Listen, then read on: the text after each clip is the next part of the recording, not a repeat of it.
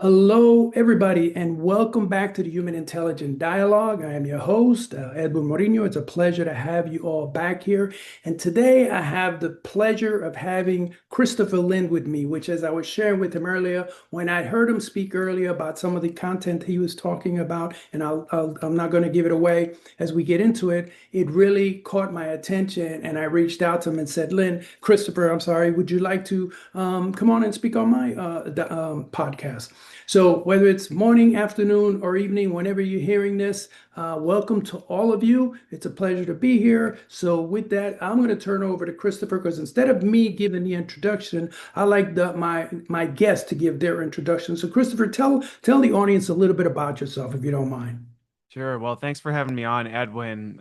In terms of my background, I'll be brief in this, just that I've got kind of a quirky background. I was originally going to be a technologist, went into software engineering and discovered that while I enjoyed coding, I was more interested by people and the way technology was shaping the world and the people that lived on it. Then nobody knew what to do with me, and they said, "Well, maybe you should go into teaching then, since you know how to explain, and describe this stuff to other people," which I did, and I wasn't a fan of academia either, and so I ended up stumbling my way into the corporate world. And my job titles, if you saw me on LinkedIn, it would look like, oh, you had this nice, corporate training trajectory, which really doesn't describe my experience. I really was kind of this person that organizations brought in to help make sense of how do we drive performance with technology through the people that we have. And so I've had kind of a wild career. I've been all over. I've worked for some of the biggest organizations of the world, and then recently, after leaving the healthcare organization I was with, I wanted to do more to help organizations with all of the chaos and disruption that's happening right now. So, and it matters to me a lot. I'm a dad of 8, and so I know a lot of the decisions we make, they're going to affect future generations. So I got a lot riding on it. Hey, that's great. It's interesting. A similar background to you and I is we enjoy, in particular, a part of at least my purpose is helping leaders and organizations help themselves, Yeah. particularly from the most difficult part of it, which is the people side of it. It's funny because I do, as you've seen, I do some college teaching once in a while, and as I tell my students, you know what? You can take the most difficult engineering course, the most difficult accounting course, or math calculus course around, there's only one answer at the end. But when it comes to the people factor, it's a little bit of a messy situation. So, Yeah. Yeah. I love that because that's what keeps you going, because everything else, 1 plus 1's always 2. right, You look right. at people, you're like, I don't know, 1 plus 1 might be 3, depending on what day of the week it is. It might be 5, it might be 7. I don't know. And I got to keep trying to solve for that.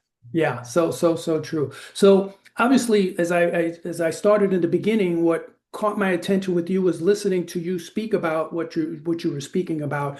So, kind of with that backdrop, and you can add some of the context to that Sure. presentation that I listened in on. What are some of the emerging trends you're seeing when it comes under the human capital space and the whole organizational dynamic space?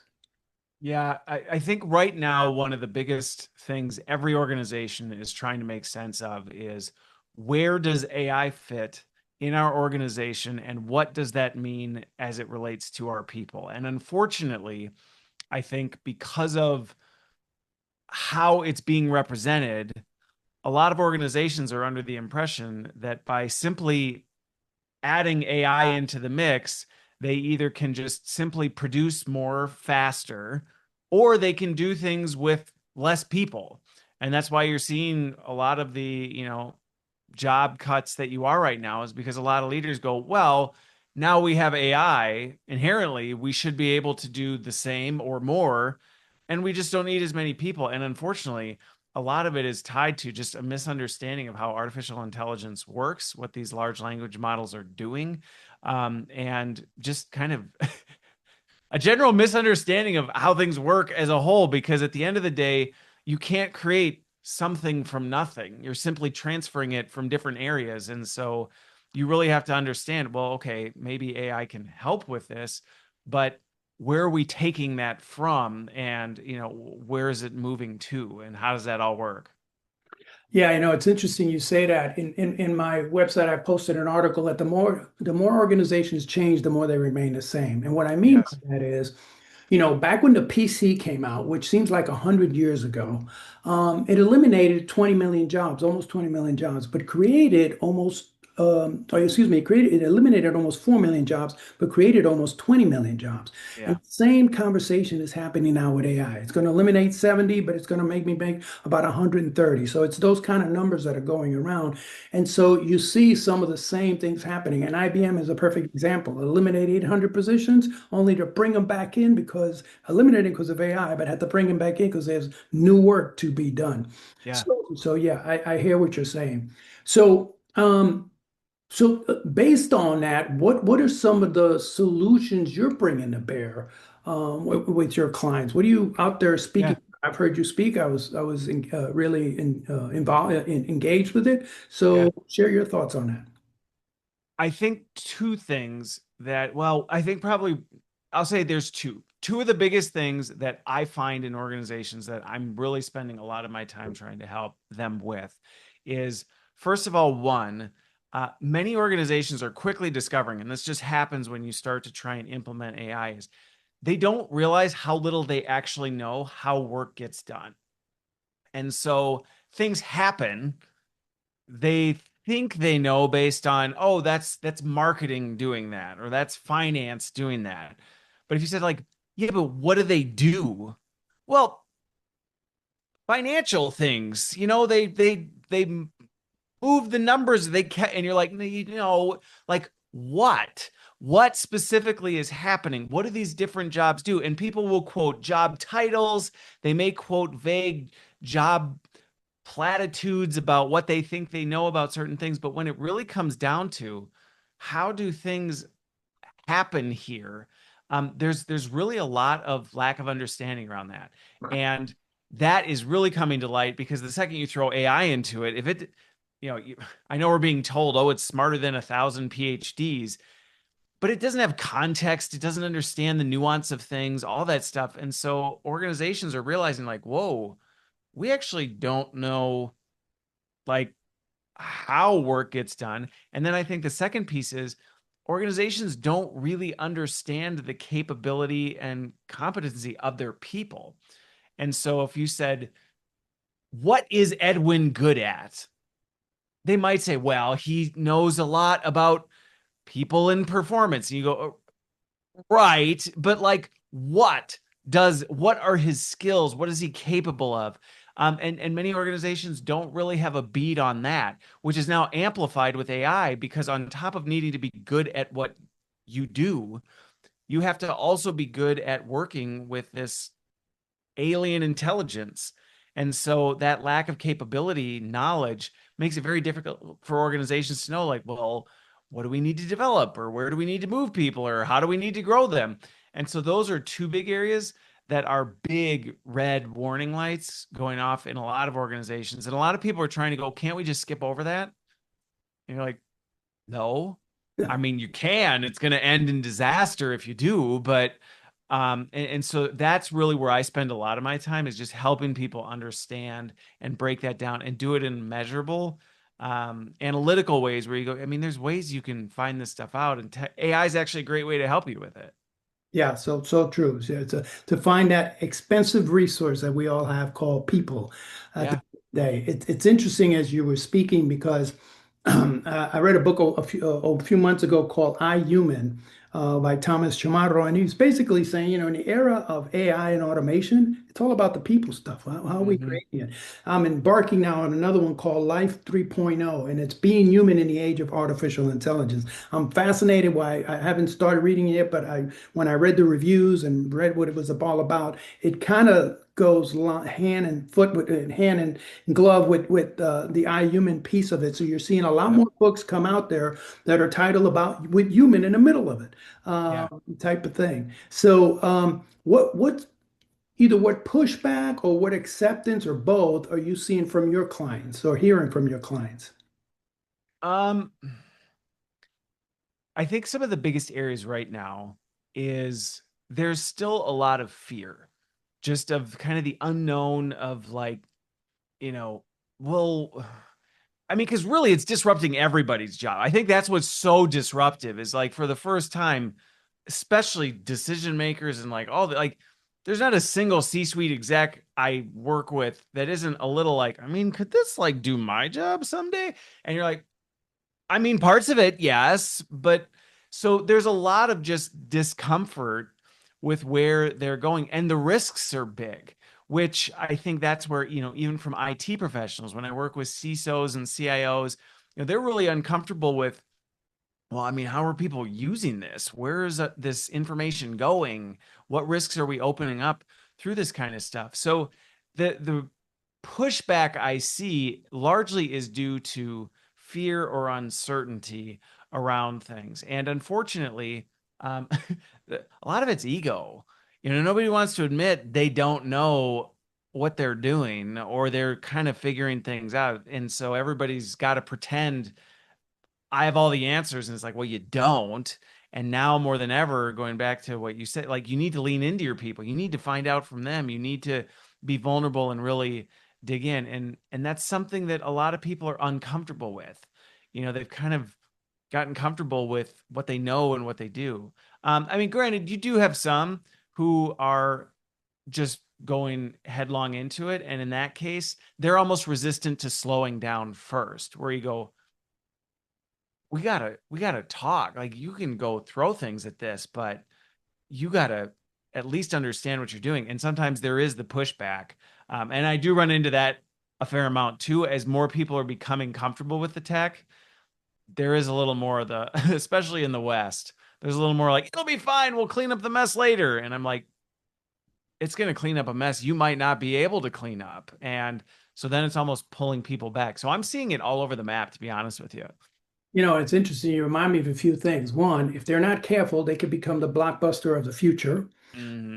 The other thing is the word disruption is for the second time in 35 years. That is the number one word this year. Yeah. The only time it was more than that was when during the pandemic.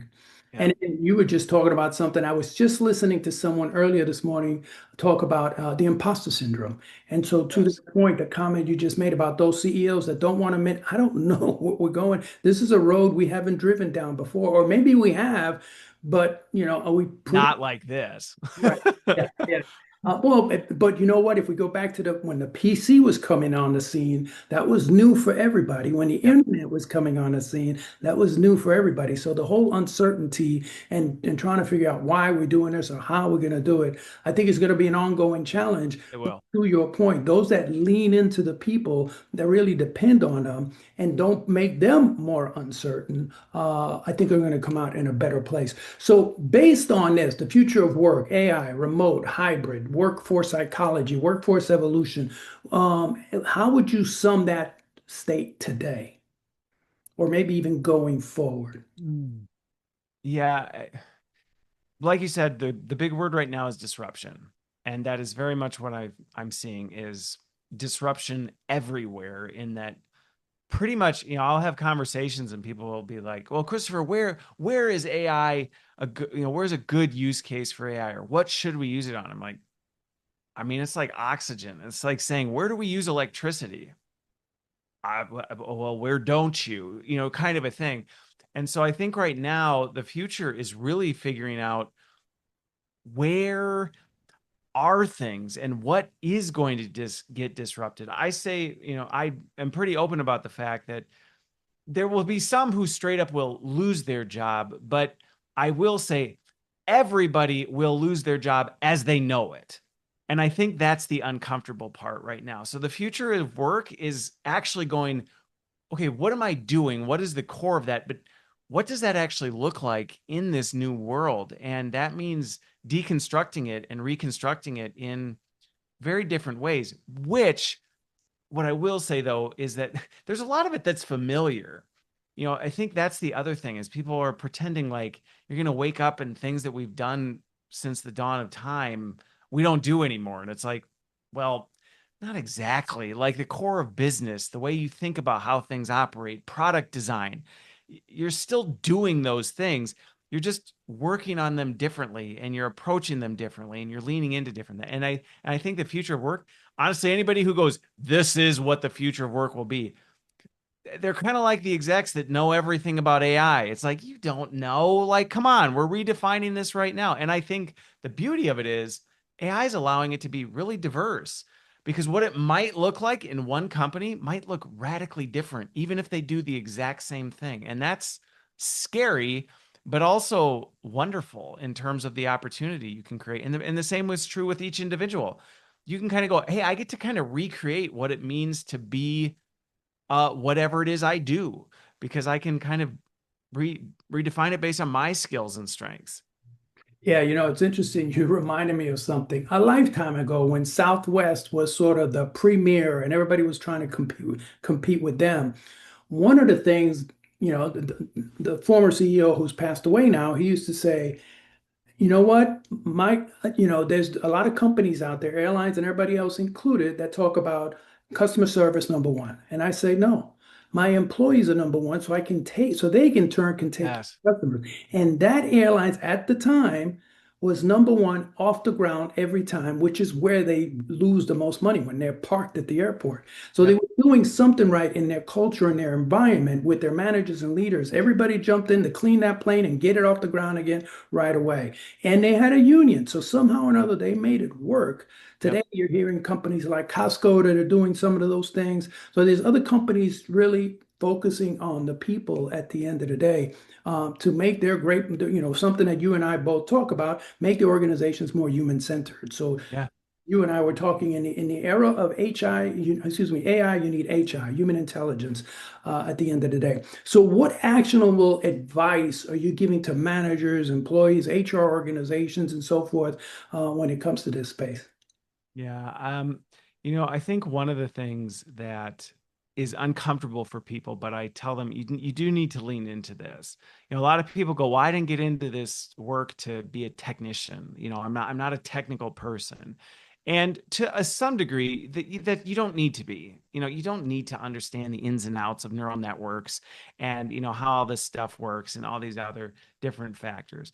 But if you don't understand the foundations of how these transformers and how these large language models operate, I do tell managers and people, I'm like, you should have a baseline knowledge, because if you don't, you won't understand how it works so that you can make better decisions about it, so that you're not fooled by some of the headlines blasting all, so when you hear something, you're like, well, that's not really possible because that's not even really how it works or why you would choose to go that route. So some of it is, just kind of baseline technical acumen. I think the other two just goes back to really get to know your work. I was up all the way up to the C suite and I still knew, not so I could micromanage, but I knew what each person in my organization did because I got to know them. And so I understood the implications of how work happened in my org. I understood how the different roles interacted and the teams interacted, because it's not just work. It's not like this process, it's people. So you understood, okay, well, we've got these dynamics here and these dynamics there.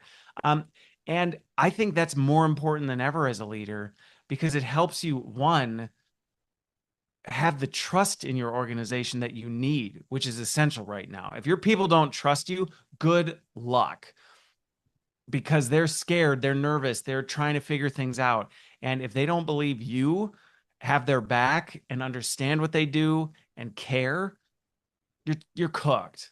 And so I think that's something I tell every manager for sure right now is like, you need to know and care what your people are doing. As an individual, you need to know what you're doing, and be objective about it so that you can work together. But I think even going back to what you said about how important it is on the customer service side, it's really about the people that run your company that matter. If your people don't feel engaged, if they don't feel cared about, if they don't feel invested in and understand where they're going, they're not going to care enough to care about your customer.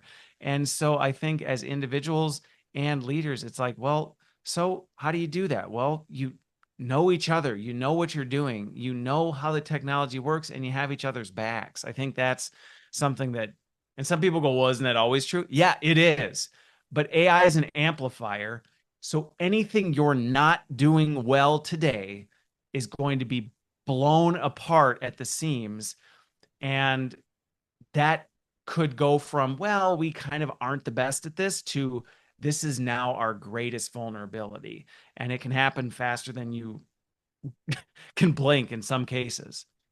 It's so interesting as I was listening to you, I'm thinking of some of the words I use in my presentation. So today's worker is looking for their boss to care about them. That's what they're Yes. looking for.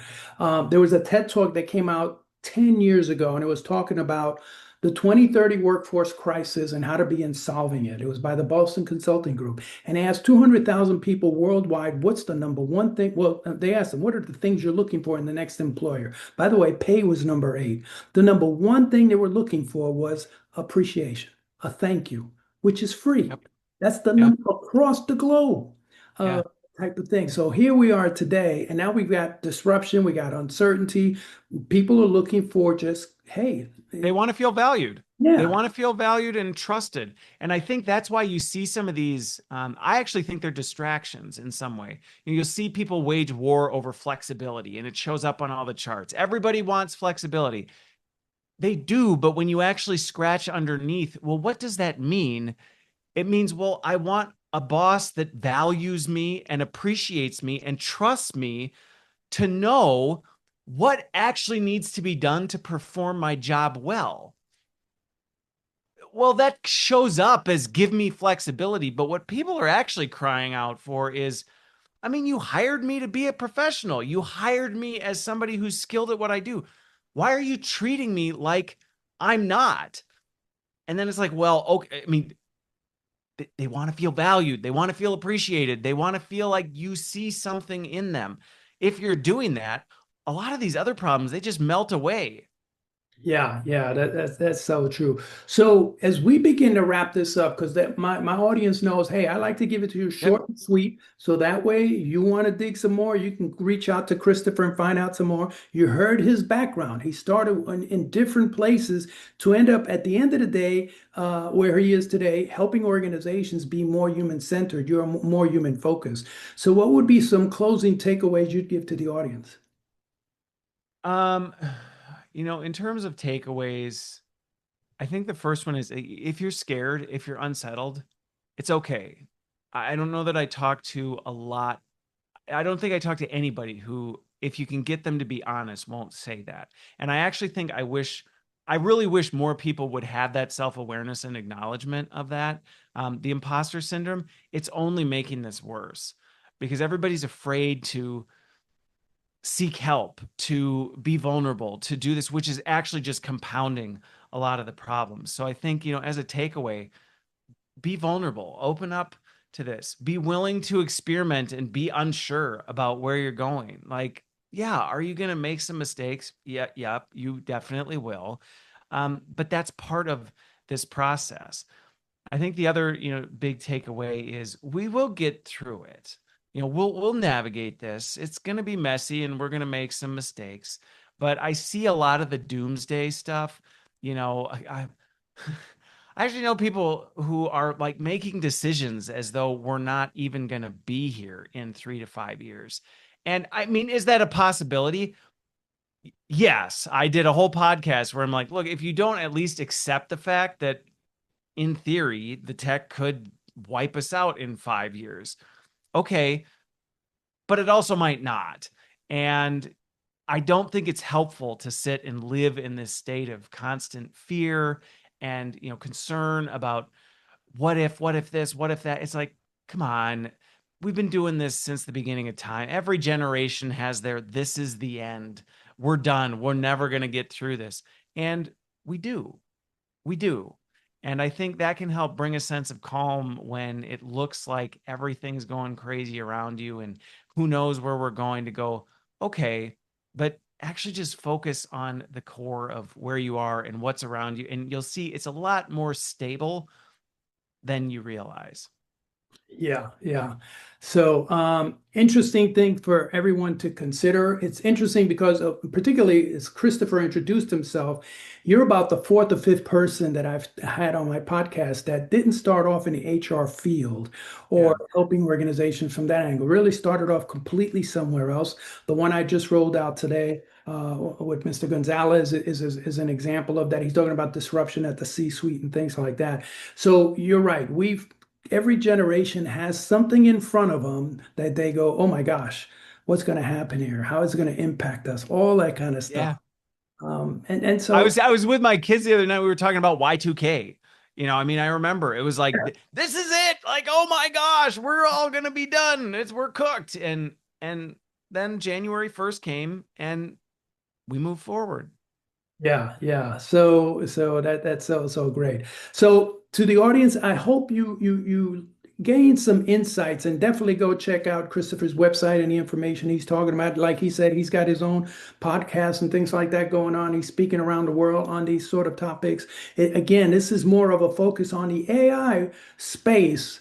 But how do we bring in a more human-centered and human intelligent focus to all of this, which is going to be needed? So, Christopher, thank you so much for your time and your insights and perspectives. I sincerely appreciate it. Thanks for having me. Thanks.